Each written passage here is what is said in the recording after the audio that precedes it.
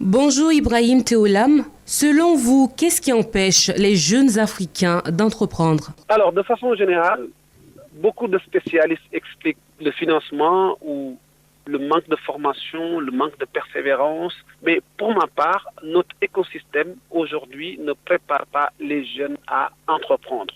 Et les jeunes aussi, pour la majeure partie, ne s'engagent pas dans l'entrepreneuriat par conviction. Des fois, plusieurs catégories de jeunes s'invitent dans l'entrepreneuriat parce que tout simplement, ils n'ont pas trouvé un travail. Et dès qu'ils trouvent un travail, même s'ils étaient dans une approche entrepreneuriale, ils quittent pour s'engager dans une voie salariale. Maintenant, en fait, pourquoi les jeunes n'entreprennent pas au niveau de notre communauté? Si je prends l'exemple des jeunes qui sont au niveau du cursus scolaire, l'école ne fait pas la promotion de programmes qui permettent à des jeunes de se remettre en question et de se préparer pour exploiter des activités. Si on prend aussi des jeunes qui sont diplômés, qui ont totalement fini leur parcours, ils n'ont pas les aptitudes à entreprendre et à créer des entreprises au niveau de nos différents territoires. Maintenant, ceux qui ont la chance d'entreprendre, comme jeunes qui sont à l'école et qui sont diplômés, ce sont des jeunes qui ont commencé à prendre des petites initiatives dès leur adolescence ou dès le bas âge de façon générale. Et ces jeunes ont la chance de développer leur passion autour d'actions fortes et finalement, ils se retrouvent même avant leur sortie à créer leurs entreprises. Quels sont les secteurs porteurs de l'entrepreneuriat selon vous? En Afrique, tout est porteur parce que nous sommes dans une économie où plusieurs services ne sont pas satisfaits. Nous sommes dans une économie où plusieurs biens de consommation viennent de l'étranger. Donc, ce qui veut dire qu'il y a énormément de place au niveau de notre environnement immédiat.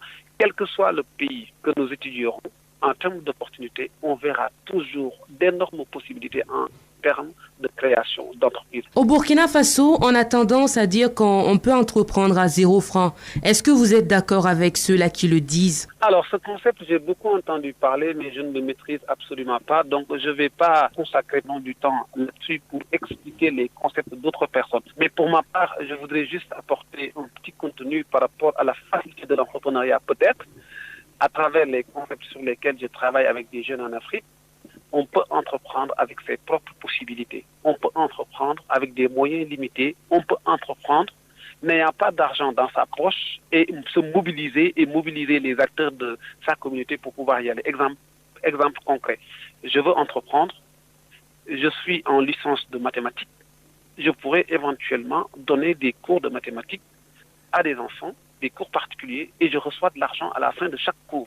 Bon, ce n'est pas 0 francs de façon générale, mais c'est juste qu'en fait, comme je n'ai pas engagé de l'argent pour vendre mon service, c'est pourquoi je pense qu'on peut analyser cette opération comme entreprendre à 0 francs.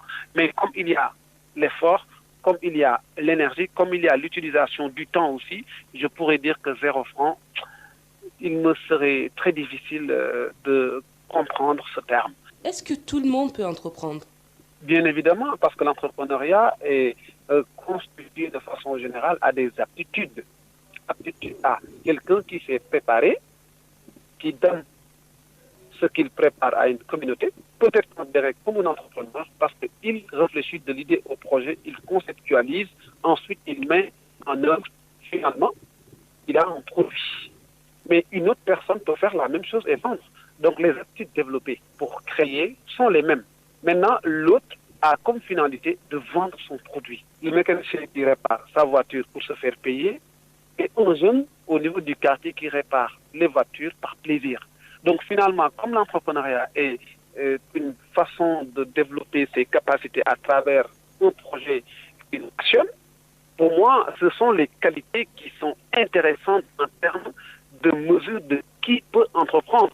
Et comme l'entrepreneuriat, c'est une série d'actions, et le but final, c'est de créer un produit ou un service, de le vendre et d'encaisser de l'argent, de faire un bénéfice de façon générale, même si on n'en fait pas. Donc les aptitudes pour entreprendre, nous les avons. Maintenant, ce qui peut être important de préciser, c'est que tout le monde ne développe pas la vocation d'être entrepreneur. Tout le monde n'a pas la chance d'engager dans l'entrepreneuriat. Ibrahim Théolam, merci.